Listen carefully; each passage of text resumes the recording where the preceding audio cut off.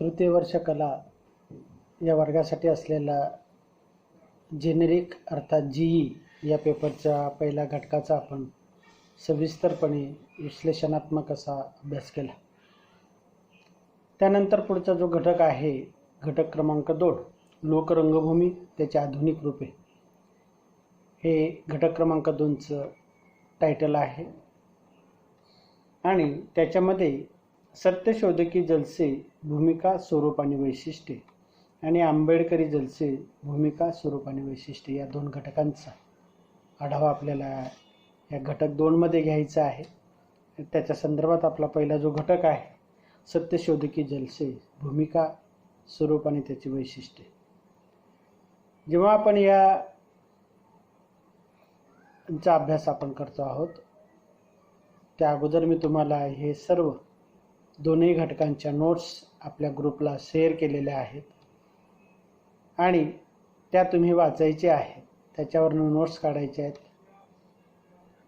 त्याच्यातनं MCQ विचारले जाऊ शकतात आणि म्हणून तुम्ही त्या प्रत्यक्ष नोट्स वाचणे गरजेचं आहे. त्याचबरोबर हा व्हिडिओसुद्धा तुम्ही ऐकला पाहिजे. मी अनेक व्हिडिओ अपलोड करतो आहे ग्रुपला, परंतु विद्यार्थ्यांचे व्हिडिओ पाहण्याचं प्रमाण अत्यंत अत्यल्प आहे. ही शोकांतिका आहे, हा खेद आहे. आणि म्हणून माझी सर्व विद्यार्थ्यांना अशी सूचना असेल की त्या प्रत्येकाने व्हिडिओ पाहायचा आहे. व्हिडिओच्या खाली दिलेली जी काही निळ्या रंगाची वेबसाईट आहे किंवा जी लिंक आहे, त्या लिंकला क्लिक करायचं की लिंकला क्लिक केलं की तुमच्या यूट्यूबवर अपलोड केलेला जो व्हिडिओ असेल तो तुम्हाला ऐकता येईल. हेडफोन लावून तुम्ही तो एकांतात तो व्हिडिओ ऐकायचा आहे. तर आपण दुसऱ्या घटकाकडे वळतो आहोत. सत्यशोधकी जलसे म्हणजे लोकरंगभूमीचे आधुनिक रूपांमध्ये सत्यशोधकी जलसे. महात्मा फुल्यांनी सत्यशोधक समाजाची स्थापना केली होती आणि त्याचंच पुढे रूपांतर झालेलं आपल्याला दिसतं. महाराष्ट्राच्या सामाजिक आणि सांस्कृतिक इतिहासात जुन्नर परिसराला विशेष स्थान आहे. लक्षात घ्या, सांस्कृतिक आणि सामाजिक. जुन्नर नाशिक जवळचे जुन्नरचा भाग आहे, त्याला विशेष महत्त्वाचं स्थान आहे. महात्मा ज्योतिराव फुले यांच्याकडून प्रेरणा घेतलेल्या व सत्यशोधकी विचाराने प्रभावित झालेल्या जुन्नर तालुक्यातील ओतूर या गावच्या भीमराव विठ्ठलराव महामुनी व त्यांचे सहकारी भाऊ कोंडाजी डोंबरे पाटील यांनी पहिला सत्यशोधकी जलसा लिहिला व सादर केला. म्हणजे पहा की पहिला सत्यशोधकी जलसा कुणी लिहिला, तर तो भीमराव विठ्ठलराव महामुनी आणि भाऊ कोंडाजी डोंबरे पाटील यांनी पहिला मराठीतला सत्यशोधकी जलसा लिहिला आणि तो सादर केला. सत्यशोधकी इतिहासाने भीमराव विठ्ठलराव महामुनी यांना आद्य जलसाकार म्हणून गौरवलेले आहे. जर समजा तुम्हाला ऑब्जेक्टिव्हमध्ये प्रश्न विचारला तर आद्य जलसाकार कोण, तर भीमराव विठ्ठलराव महामुनी या नावावर तुम्ही टिक करायचे. या अनुषंगाने विचार करू जाता या परिसराला जसे लोककलांचे माहेरघर, तमाशाची पंढरी म्हटले जाते, तसेच आद्य सत्यशोधकी जलशांचे व जलसाकारांचे जन्मघर म्हटले तर वावगे ठरणार नाही. सत्यशोधकी जलशाच्या पाठीमागे जशी महात्मा फुले यांची प्रेरणा व समाज प्रबोधनाची तळमळ आहे, तसेच जुन्नर या परिसरातील लोककला व त्यांच्यातून जन्मास आलेल्या तमाशा या लोककलेचेही काही योगदान आहे काय, असेल तर ते कितपत व कसे या संदर्भात शोध घेतला असता जलसा व तमाशा या दोन्ही कला प्रकारात काही बाबतीत साम्य तर काही बाबतीत भिन्नता दिसून येते. मग पहिल्या घटकामध्ये आपण तमाशा हा घटक पाहिलेलाच आहे, त्याचंच एक रूप जलसाचं आता आपल्याला दिसतात. काही बाबतीत त्याच्या दोघांमध्ये साम्यता आहे, काही बाबतीत भिन्नता आहे. तमाशा आणि सत्यशोधकी जलसा यांचा स्वभावधर्म कसा वेगवेगळा आहे याचं स्पष्टीकरण, कारण तमाशा समजल्याशिवाय सत्यशोधक समाजाचा जलसा समजणार नाही. तमाशा आणि सत्यशोधकी जलसा या कला प्रकारांचा रचनाबंध आणि आकृतीबंध जवळपास दोघांचा सारखाच आहे, पण स्वभावधर्म मात्र भिन्न आहे. दोन्हींच्या प्रेरणा आणि प्रयोजने वेगवेगळे आहेत. तमाशा हा मनोरंजनासाठीच आहे आणि जलसे हे प्रबोधनासाठीचे आहे. तमाशात कलेचा प्रवास हा रंजनाकडून प्रबोधनाकडे, तर सप्तशोधिकी जलसेचा प्रवास प्रबोधनाकडून रंजनाकडे आहे. दोघं अपोजिट आहेत. तमाशाचे प्रयोजन रंजन व कलाभिव्यक्ती हे असून सत्यशोधिकी जलशांचे प्रयोजन समाज प्रबोधन व लोकजागृती आहे. तमाशा कला म्हणून लोकांना रिझवतो, तर सत्यशोधिकी जलसा जनांच्या मनात डोक्यात नवविचारांची पेरणी करतो, त्या विचारांची मशागत करतो. जे पेराल ते उगवेल या निसर्ग नियमाप्रमाणे सत्यशोधिकी जलसाचा प्रवास तर थकल्या भागल्या मनाला उल्हासित करणे, श्रमाचा सिनवटा उतरून ठेवणे हा तमाशाचा विचार. या दोन्ही कलांचा उद्भव संचार वावर बहुजनातच झालेला आपल्याला श्रमिकांमध्ये झालेला दिसतो. विचारधारा अलग अलग आहेत. सत्यशोधिकी जलशाला विचारांचे अधिष्ठान आहे, तर तमाशा या कलाप्रकाराला पारंपरिक रंजन तथा जीवनशैलीचा आधार आहे. तमाशा ही लोककला मनोरंजनाबरोबर परंपरेच्या श्रद्धा आचार विचारांचे बोट धरून प्रवास करते, तर सत्यशोधिकी जलसे परंपरेचे कालबाह्य ओझे फेकून देऊन नव विचारांचे काळ धरते. म्हणजे नव विचार पेरण्याचं काम जलशांच्या माध्यमातून जलसाकारांनी केलेलं आहे. तमाशा या लोककलेला दीर्घ परंपरा असून तिचा प्रवास पेशवाईपासून तर आज तागायत अव्याहतपणे चालू आहे. मात्र सत्यशोधिकी जलशाचा प्रवास हा सुमारे 1890 पासून तर 1930च्या दरम्यान फक्त 40 वर्षाच्या कालखंडातला आहे. पण जी विचारधारा आहे जलशांची ती दीर्घकाळ टिकणारी आहे. समाजात जीवनात रुतून बसलेल्या कर्मकांडाला छेद देऊन जण माणसावर प्रभाव टाकणारा विचारांची मशाल जागृतीने समाज जागवणारा आहे. आजही त्या विचारांचा प्रभाव महाराष्ट्रभर आहे. तेव्हा लोककलेच्या माहेरघरी व तमाशाच्या पंढरीत म्हणजे जुन्नर परिसरात सत्यशोधक समाज आणि त्यांचा आद्य जलसा व आद्य जलसाकार जन्माला यावा, हा काही योगायोग म्हणावा की अपघात की अन्य काही कारणे घटना मागे असाव्यात, जुन्नरच्या परिसरात आद्य सत्यशोधिकी जलसा जन्माला यावा हे निश्चित नाही. तेव्हा प्रकृती धर्माने सारख्या पण स्वभाव धर्माने वेगवेगळ्या असणाऱ्या दोन प्रवाहांच्या पाठीमागे या परिसरात वावरणाऱ्या विचारधारेंचे लोकधारणेचे खूप मोठे योगदान आहे. हेच महत्त्वाचे आहे आणि ते आपल्याला सांगता येतं. म्हणजे जर आपण विचार केला की तमाशा हा जो कला प्रकार आहे हा रंजनाकडून प्रबोधनाकडे जातो, पण आद्य जलसे जे आहेत, जलसा हा जो प्रकार आहे, कला प्रकार आहे, हा जलसा प्रकार आधुनिक काळात जन्माला आला, 1890 नंतर जन्माला आलेला आहे. कारण सत्यशोधक समाजाची स्थापना महात्मा फुल्यांनी केली आणि त्या सत्यशोधक समाजापासून प्रेरणा घेऊन समाजात रुजलेल्या रूढी परंपरा व्रत वैकल्य कर्मकांड यांना छेद देण्यासाठी, त्या लोकांच्या अंतर्मनात रुजलेल्या या कर्मकांडाला छेदण्यासाठी भेदण्यासाठी आधुनिक जलसे आधुनिक पद्धतीचे नवविचार मांडून याला फाटा देण्याचं काम करत आहेत. मग त्यात महात्मा फुल्यांचं कार्य आपल्याला सर्वांना परिचित आहे. आजही महात्मा फुल्यांचे विचार हे समाजामध्ये खोलवर रुजलेले आहेत. काही प्रमाणात ते मानले जात नाहीत, हा भाग वेगळा, परंतु महात्मा फुल्यांनी केलेलं कार्य हे भारतीय समाजासाठी, नुसतं महाराष्ट्रासाठी नाही तर भारतीय समाजासाठी आणि मानव समाजासाठी अत्यंत उपकारक, हितकारक, समाज प्रबोधन करणारं, समाजाला जागृती करणारं, समाजाच्या मनामध्ये नव विचारांचे कास धरायला लावणार आहे असं ठामपणे आपल्याला म्हणता येऊ शकतं. आता सत्यशोधक समाज जलसेची जडणघडण कशी झाली, हा जो जलसा आहे सत्यशोधक समाज त्याची जडणघडण कशी झाली ते आपण त्याचं पाहूया. महाराष्ट्राच्या सार्वजनिक जीवनात परिवर्तन घडवणारी क्रांतिज्योती ज्यांनी पेटवली त्या महात्मा ज्योतिराव फुले यांच्या विचारांची फलश्रुती म्हणून सत्यशोधक समाजाची स्थापना झाली. त्याच सत्यशोधक समाजाने सत्यशोधकी जलशाची मुहूर्तमेढ या परिसरात रोवली. आद्य जलसाकार भीमराव विठ्ठलराव महामुनी हे जुन्नर तालुक्यातील ओतूर या गावचे.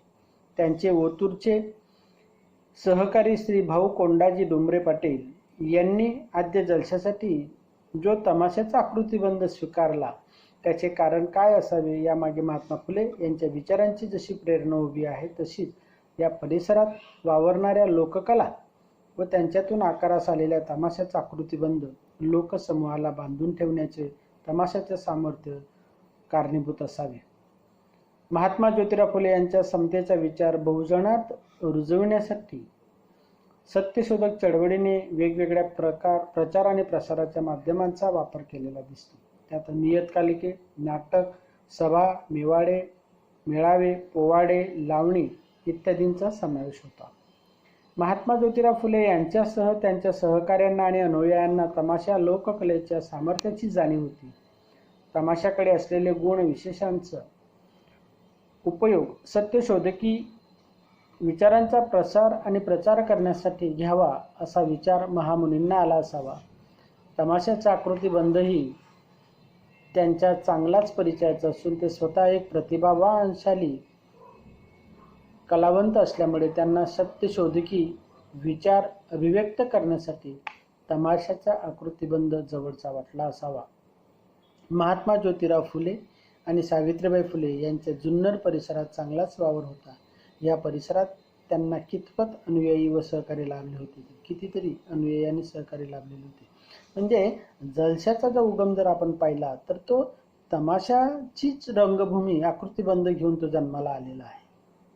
आणि सत्यशोधक समाजाची स्थापना झाल्यानंतरच सत्यशोधकी जलसे महात्मा फुल्यांचे जे काही विचार होते ते विचार समाज म्हणजे आधुनिक पद्धतीचे जे विचार आहेत बहुजनांमध्ये रुजवण्यासाठी या समतेचा विचार, समता, बंधुता, न्याय हे विचार रुजवण्यासाठी जलशांचा वापर केला गेला. सावित्रीबाई फुले यांनी 1887च्या दुष्काळात ओतूर गावी म्हणजे जुन्नर तालुक्याच्या परिसरात 3 महिन्यांचा मुक्काम करून दुष्काळ निवारण्याकामी मार्गदर्शन मदत केल्याचे पुरावे मिळतात. शास्त्री नारो बाबाजी महाधट पाटील, मुक्काम पोस्ट ओतूर, तालुका जुन्नर यांनी 15/11/1981 रोजी ओतूरमधून एक निवेदन प्रसिद्ध केले असून त्यातील मजकूर असा: महात्मा ज्योतिराव फुले यांना मरून 1 वर्ष होत आहे, म्हणून 15/11/1891 रोजी रविवार ह्या दिवशी त्यांच्या पुण्यतिथीच्या कारणाने सत्यशोधक समाज सेवा संघाच्या वतीने सत्यशोधक पुढारी रा. बहादूर भाऊ कोंडाजी पाटील यांच्या अध्यक्षतेखाली एक जंगी सभा भरत असून त्या सभेत मुलांना अभ्यासाची पुस्तके, पाटी, पेन्सिल वाटण्याचा तसेच सदर पुस्तक स्वाधी सावित्रीबाई फुले यांना अर्पण करण्याचा आणि शेवटी सायंकाळी प्रसादाचे जेवण देण्याचा वगैरे कार्यक्रम पार पडत आहे. या कार्यक्रमास पंचक्रोशीतील साऱ्या खेड्यातील लोक आलेले आहेत. वराड भागातील सुप्रसिद्ध सत्यशोधक पुढारी रायबहादूर भगवानराव पाटील, राहणार रायबहादूर सुखदेव माणकर हे मुद्दाम कार्यक्रमास आले असून पुण्याहून महात्मा फुले यांच्या पत्नी स्वाधी सावित्रीबाई फुले याही आल्या आहेत. म्हणजे महात्मा फुल्यांना जाऊन 1 वर्ष झालेलं असताना ओतूर या गावी सावित्रीबाई फुले या कार्यक्रमास हजर होत्या आणि त्याच्यापासून प्रेरणा घेऊन याचाच अर्थ महात्मा ज्योतिराव फुले यांच्या निधनानंतर त्यांचे पत्नी सावित्रीबाई फुले याही म्हणजे 1891 मध्ये सावित्रीबाई यांनी ओतूर, तालुका जुन्नर येथे आले असल्याचा हा पुरावा होय. महात्मा ज्योतिराव फुले यांच्या पश्चात त्यांच्या विचारांचा प्रसार करण्यासाठी तमाशाच्या आकृतिबंधावर आधारलेला पण विचाराने एकदम भिन्न असलेला सत्यशोधकी जलसा निर्माण करावा असे वाटणे स्वाभाविकच आहे. याच्या मागे महामुनी जाणीवपूर्वकता होती, निश्चित हेतू होता. याचे श्रेय जसे महात्मा ज्योतिराव फुले यांच्या विचारांचे आहे तसेच ते भीमराव विठ्ठलराव महामुनी यांचे आहे आणि त्या कलेचा आकृतिबंध हे अत्यंत महत्त्वाचं स्थान. म्हणजे सत्यशोधकी जलशाची जी जळणघडण झाली ती कशी प्रेरणा झाली. जरी महात्मा फुल्यांच्या सत्यशोधकी समाजामध्ये ही मंडळी काम करत असली तरी या विचारांना पुढे नेण्याचं काम ओतूरच्या महामुनींना जातो, भीमराव महामुनींना जातो आणि त्यांनी ते कार्य पुढे नेटाने नेलेलं आहे. आणि त्याच्यासाठी त्यांनी जलसा हा म्हणजे कला प्रकार अवलंबून तमाशाचा आकृतिबंध स्वीकारून पण तमाशापेक्षा भिन्न पद्धतीचा त्यांनी सादर केलेला आहे. आद्य सत्यशोधकी जलसाकार आणि मग प्रथम सत्यशोधकी जलसाकार कोण? 17 नोव्हेंबर 1890 रोजी महात्मा फुले यांच्या निधनानंतर चळवळ गतिमान करण्यासाठी म्हणजे सत्यशोधक समाजाची चळवळ होती ती चळवळ अतिशय गतिमान करण्यासाठी राजश्री शाहू महाराजांनी ज्या मंडळींचे साह्य घेतले त्यात ओतूरचे आद्य जलसाकार भीमराव विठ्ठलराव महामुनी एक होते. हा कालखंड 1910 ते 1911चा होता. आंबेडकरी जलसे या ग्रंथातून डॉक्टर भगवान ठाकूरांनी सुद्धा डॉक्टर किरवले यांच्या मताप्रमाणे ओतूरचे भीमराव विठ्ठलराव महामुनी यांना आद्य सत्यशोधकी जलसाकार म्हणून गौरविले आहे आणि या जलशाच्या आरंभाचा कालखंड हा 1910 असल्याचं म्हटलेलं आहे. म्हणजे आद्य जलसा जो आहे तो 1910ला सादर झालेला आहे आणि म्हणून हा आरंभाचा या जलशांचा आरंभाचा कालखंड हा 1910 होता. राजश्री शाहू महाराजांच्या प्रेरणेने ही सर्व मंडळी प्रेरित होऊन सत्यशोधक समाजाची जी चळवळ होती महात्मा फुल्यांनी सुरू केलेली तिला अधिक गतिमान करण्यासाठी, ती अधिक विकसित करण्यासाठी, तळागाळातल्या लोकांपर्यंत नेण्यासाठी जी सभा बोलवलेली होती त्या सभेच्या राजश्री शाहू महाराजांच्या सभेला ओतूरचे भीमराव विठ्ठलराव महामुनी हे एक सदस्य म्हणून होते आणि तिथून ती प्रेरणा घेऊन त्यांनी खऱ्या अर्थानं हे कार्य पुढे नेण्याचं काम केलं. महात्मा ज्योतिबा फुले यांच्या निधनानंतर सत्यशोधकी जलसा सुरू होण्यासाठी जवळपास 20 वर्षाचा कालखंड लागला. महात्मा फुले हयात असताना त्यांना जलशाची गरज का नाही जाणवली? महात्मा फुले हयात असताना त्यांच्या विचार क्रांतीमुळे त्यांच्या ध्येयवेड्या परिवर्तनकारी मूल्यांपुढे फुले यांना सोडाच पण त्यांच्या सहकाऱ्यांना किंवा अनुयायांनाही जलसा या प्रकाराची गरज जाणवली नसावी. विचारांचा झंझावात एवढा प्रखर होता की सर्व चळवळ महात्मा फुले यांच्या विचारांच्या आरूढ होऊन मार्गक्रमण करत होती. शिवाय वृत्तपत्र, सभा, मेळावे इत्यादी साधन होती. परंतु महात्मा ज्योतिराव फुले यांच्या निधनानंतरही जलसा माध्यमाची गरज लगेचच का संभवली नसावी असे प्रश्न निर्माण होतात. महात्मा फुले यांच्या विचारांची नेतृत्वाची धार जोपर्यंत प्रखर होती तोपर्यंत त्याची गरज म्हणजे जलशाची गरज भासली नसावी हे उघड आहे. परंतु चळवळीला महात्मा फुल्यांच्या नेतृत्वाअभावी क्षीणपणा आला, जवळपास थोडी विस्कळीत झाली. शिवाय ज्या प्रवृत्तीविरुद्ध लढा चालू होता त्या प्रवृत्तीने फुलेंच्या निधनानंतर अधिक उचल खाल्ली असावी. या प्रवृत्तीला टिळकांसारखे खंबीर नेतृत्व लाभल्यामुळे त्यांच्याकडे समूह संपर्काचे माध्यम असल्यामुळे अशा परिस्थितीत सनातनी कर्मठ विचारांना तोंड देण्यासाठी बहुजनात वावरलेल्या सत्यशोधकी मंडळींना तमाशाचा आकृतिबंध जवळचा वाटला असावा. म्हणून महात्मा फुले यांच्या निधनानंतर काही कालांतराने भीमराव महामुनी यांनी सत्यशोधकी जलसा सुरू केला असावा. राव नारायणराव मेघाजी लोखंडे, राव बहादूर, भाऊ कोंडाजी पाटील डुमरे, भीमराव महामुनी यांच्यासारख्या खंद्या सत्यशोधकी अनुयायांनाही त्याची गरज भासू लागली असावी. महात्मा फुले हयात असताना सत्यशोधकी जलसा अगोदर सभा मेळावे भरत त्या मेळाव्यात मधून सत्यशोधकी पदे, लावणी, संगीत वाद्यांच्या साथीने सादर केले जात असत.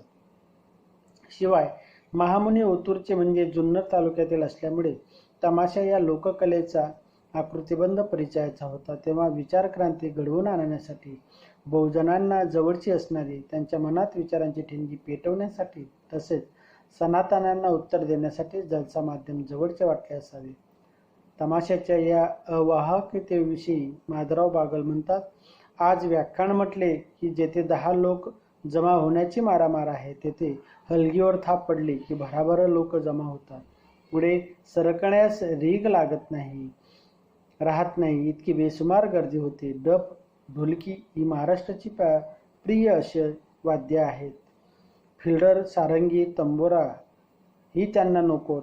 असा प्रकार असल्याने लोकांना आपल्याकडे आकर्षित करण्यासाठी सत्यशोधकी जलशांनी तमाशातली सर्व वाद्य आपल्या सरंजामात दाखल करून घेतली. या विधानावरून भीमराव महामुनी व त्यांचे इतर जलसाकार सहकाऱ्यांनी तमाशाचा आकृतिबंध हा स्वीकारला असावा हे आपल्या लक्षात येतं. जलशाचे प्रयोजन अधिक स्पष्ट करताना भाई माधवराव बागुल पुढे म्हणतात की जलशाच्या मिशाने लोकांना जवळ बोलवायची व त्यांना त्यांची स्थिती पटवून द्यायची या हेतूने समाज बंधूंनी पोवाडे, लावण्या, पद्य रचली, आख्याने बसवलीत. अनेक संकटे सोसून शत्रू पक्षाचा उपहास, निंदा, छळ सहन करून ती लोकांपुढे करून दाखवली. याच संदर्भात पुढे ते म्हणतात की सामान्य माणसांना लावणी हा छंद ठाऊक आहे. लावणीची कोमलता आणि सरलता त्यांना मोहून टाकते. लावणीची ताणे त्यांच्या हृदयात भिडते. चाल सरळ, भाषा सोपी, सुबोध, शृंगार रस अशाच प्रकारे रस या छंदात चटकदारपणे वर्णन करता येतात. यावरून तमाशाकडे समूहाचा एकत्र आणण्याचं, त्यांना बांधून ठेवण्याचं असणारं बळ लक्षात येतं. तेव्हा फुलेंच्या निधनानंतर बहुजनांना एकत्र आणण्यासाठी या कलाप्रकारचा उपयोग करून घ्यावा असे वाटणे स्वाभाविकच आहे. जलशाचा हेतू स्पष्ट करताना डॉक्टर भगवान ठाकूर म्हणतात, सत्यशोधकी जलशांनी तमाशाचा आकृतिबंध लोकप्रियतेच्या निकषावर स्वीकारला. तथापि या जलशांचे प्रचार हेतू ध्येय एक असल्यामुळे तमाशामध्ये असणारा विमुक्तपणा, अश्लीलता, सोंगळ्याचा स्वैरपणा जलशांमध्ये आपल्याला आढळत नाही. शूद्रांना हे संवेदनाक्षम माध्यम प्रिय आहे. त्यांना भावणारे, रिझवणारे याच हेतूने सत्यशोधकी जलसे निघाले व त्यांनी पारंपरिक तमाशातील भडकपणा, अश्लीलता, स्वैरपणा, विमुक्ततेला दिलेला फाटा देऊन प्रबोधनाला अग्रस्थान दिले. सामाजिक, राजकीय, सांस्कृतिक, धार्मिक, आर्थिक, शैक्षणिक परिवर्तन या षष्ठस्तंभांवर आधारित बहुजन समाजाचा सम्यक विकास घडवून आणणे हाच जलशामागील हेतू होता. हे जे विवेचन आहे हे सत्यशोधकी जलशाचे प्रयोजन, प्रेरणा हाच लक्षात येतं. तसेच जुन्नर परिसरात पहिला जलसा आणि जलसाकार निर्माण होणे हा योगायोग नसून परिसराने, या परिसरात तमाशा लोककलेने सत्यशोधकी विचार अभिव्यक्त करण्यासाठी दिलेले योगदानाची साक्ष पडते. म्हणजे सत्यशोधकी जलसे हे तमाशाचा आकृतिबंध जरी स्वीकारणारे असले, तमाशातले जे काही अश्लीलता आहे, भडकपणा आहे, स्वैरपणा आहे, विमुख या गोष्टींना मात्र जलशामध्ये स्थान नाही. त्यांनी फाटा दिलेला आहे. प्रबोधनात्मक, समाज जागृतीच्या हेतूने सामाजिक, धार्मिक, राजकीय, सांस्कृतिक, आर्थिक आणि शैक्षणिक हे जे 6 स्तंभ आहेत समाज विकासाचे, या 6 स्तंभांचा आधार घेऊन त्याच्या साह्यानं परिवर्तन घडवण्याचं काम या जलशांनी केलेलं आपल्याला दिसतं. तमाशा आणि सत्यशोधकी समाजांचा आकृतिबंधाचा विचार करताना सत्यशोधकी जलशाचा आकृतिबंध आणि सादरीकरणाची पद्धत पारंपरिक तमाशाप्रमाणेच होती. मात्र आशयाच्या दृष्टीने भिन्नता होती. सत्यशोधकी विचारधारा हा जलशाचा आत्मा ब्राह्मणी वर्चस्वावर, जातीभेदावर, धर्म भोळेपणावर, सावकार, जमीनदार, शेठजी, भटजी यांनी चालवलेल्या शेतकऱ्यांच्या, कष्टकऱ्यांच्या, शूद्रांच्या शोषणावर हल्ले चढवणारी काव्ये, पदे, पोवाडे, अखंड, वग, संवाद, गाणी इत्यादींचा उपयोग केला जात असे. म्हणजे पहा की जलशांमध्ये जी परंपरागत शोषण पद्धती होती किंवा जो शोषक वर्ग होता, त्या शोषक वर्गाच्या विरोधात जाऊन हे सर्व कार्य हे जलसेकार करत असत. जे शोषक होते मग त्यात त्यांनी दिलेले आहेत ब्राह्मणांचं वर्चस्व, जातीभेद, धर्मभोळेपणा, सावकार, जमीनदार, शेठजी, भटजी हे शेतकऱ्याचं, कष्टकऱ्यांचं, शूद्रांचं मोठ्या प्रमाणावर शोषण करत असत. आणि त्या शोषणापासून बहुजन समाजाला वेगळं करायचं असेल तर त्याच्यासाठी हे सत्यशोधकी जलसे आपलं कार्य करत होते. महात्मा फुलेंनी चालवलेल्या सत्यशोधक समाजाची चळवळ त्याला मूळ कारणीभूत आहे, तो बेस आहे, तो पाया आहे. आणि त्याच्यावर सत्यशोधक समाजाची, सत्यशोधक जलशांची जी इमारत उभी आहे ती अत्यंत महत्त्वाची आहे. आणि मग त्याच्यामध्ये पोवाडे, पद, अखंड, वग, संवाद किंवा काव्य यांच्या माध्यमातून या शोषकांवर मात्र या सत्यशोधकी जलसेकारांनी मोठ्या प्रमाणावर हल्ला चढवलेला आपल्याला दिसतो. पारंपरिक तमाशाच्या सादरीकरणात वग, गण, गवळण, बतावणी, वगाची लावणी हे घटक असतात. साधारणतः याच प्रकाराचा क्रम सत्यशोधकी जलशांमध्ये सुद्धा आढळतो. फक्त आध्यात्मिक विचार सांगणारे तमाशातले गवळण सत्यशोधकी जलशाने नाकारले. पारंपरिक तमाशात गणपतीचं स्तवन असतं, तर जलशात गणाऐवजी निर्गुण निराकार ईश्वराचे स्तवन असतं. आणि मग महात्मा फुल्यांचे अखंड जे आहेत ते प्रसिद्धच आहे. महात्मा फुल्यांनी देव मानला नाही, निर्गुण निराकार मानले, अखंड लिहिली. आणि म्हणून तिथं गणपती स्तवनाऐवजी निर्गुण निराकार ईश्वराचं स्तवन, पारंपरिक गवळणीला छेद देत बतावणीला स्थान दिले. देव आणि धर्म या कल्पना त्यांनी नाकारल्या. पारंपरिक तमाशाच्या बतावणीतील संवादात्मकता, हास्यात्मकता, उपरोध, उपास हे गुण जलशाच्या बतावणीत पण आले. पारंपरिक वगातील राजा राणीचं कथानक बाजूला सारून ब्राह्मण, भट, जोशी, पुरोहित, सावकार, शेटजी, अडाणी पण दिलदार शेतकरी इत्यादी विषय वगातून आणले. शेतकरी, शेतमजूर, शूद्रांच्या फसवणुकीचे, पिळवणुकीचे विषय वगातून अग्रक्रमाने सादर होऊ लागले. म्हणजे काही शोषण पद्धती होती त्याच्यावर त्यांनी हायलाईट केलेले, प्रकाश टाकलेला.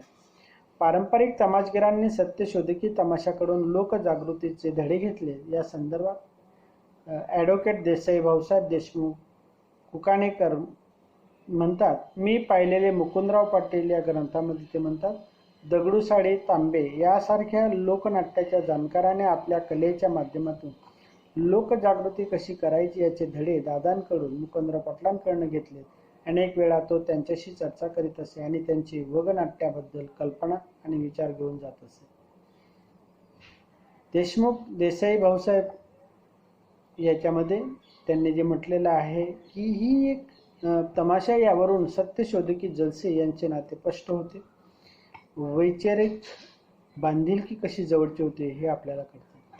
आता आपण आतापर्यंत सत्यशोधकी समाजाचे जी काही सत्यशोधकी जलशांची जे स्वरूप आहे ते पाहिलं. त्याचा प्रवास कसा झाला, बरोबर आहे की नाही, त्याची भूमिका आपण पाहिली, त्याचं स्वरूप आपण पाहिलं. आता त्याचा प्रवास थोडक्यात पाहूया. 1890 साली पारंपरिक तमाशाचा आकृतिबंध घेऊन उभा राहिलेला सत्यशोधकी जलसा 1925 ते 30 या कालावधीत दुर्मिळ झाला नव्हे, नाहीसा झाला. म्हणजे सत्यशोधकी जलशाचा एकूण प्रवास हा सारा 40 वर्षाचा अल्पकाळाचा ठरला. याचाच अर्थ असा की रंजन मूल्य घेऊन वाटचाल करणाऱ्या पारंपरिक तमाशाचा प्रवास दीर्घ कालावधीचा आहे, तर निश्चित विचार घेऊन प्रवास करणाऱ्या जलशाचा प्रवास अवघ्या 30-40 वर्षाचा ठरला. असे काय घडले असावे या संदर्भात दत्ता भगत म्हणतात, जलसा सादर करणाऱ्या कलावंतांच्या वैचारिक भूमिकेमुळे आणि नव्या आशयामुळे काही काळ मराठी रंगभूमीवर हा नवा प्रकार चांगलाच प्रभावी ठरला. पण जलसा सादर करणाऱ्यांसमोर ग्रामीण भागातला शिक्षित वर्ग होता, त्यामुळे हा वर्ग जसजसा शिकू लागला तसतसे जलशाचे प्रेक्षक वर्ग घटत गेला. तर विश्वनाथ शिंदे म्हणतात, केशवराव जेधे काँग्रेसमध्ये गेल्यानंतर जलशाचा प्रभाव कमी झाला. ब्राह्मण आणि ब्राह्मणेतर असला वादही सुरू झाला आणि हळूहळू सत्यशोधकी जलसा नाहीसा झाला, असा हा आपला अभिप्राय नोंदविला त्यांनी. परंतु याशिवाय जी कारणं जाणवतात ती पुढील प्रमाणे आपल्याला सांगता येतील. महात्मा ज्योतिराव फुलेंची चळवळीत सक्रियता असताना त्यांच्या विचारातून आणि प्रत्यक्ष उपस्थितीतून मिळणारी प्रेरणा, ऊर्जा ही त्यांच्या निधनानंतर दुबळी पडली असावी. कार्यकर्त्यांमध्ये एक प्रकारची शिथिलता, दिशाहीनता आली असावी. सार्वजनिक सत्यधर्माचा विचार पुढे घेऊन जाण्यासाठी विचाराने भारावलेली नवी पिढी तयार करण्यात सत्यशोधकी चळवळीला अपयश आले. महात्मा ज्योतिराव फुले यांनी मिळालेले सहकारी हे ध्येयवेळे होते, विशेषतः बहुजन समाजातील होते. या ध्येयवेळ्या माणसांनी आपले सारे आयुष्य सत्यशोधकी चळवळीला वाहून घेतले होते. हे कार्य करीत असताना त्यांनी आपल्या कुटुंबाकडे, मुलाबाळांकडे अधिक लक्ष दिलेले नसावे.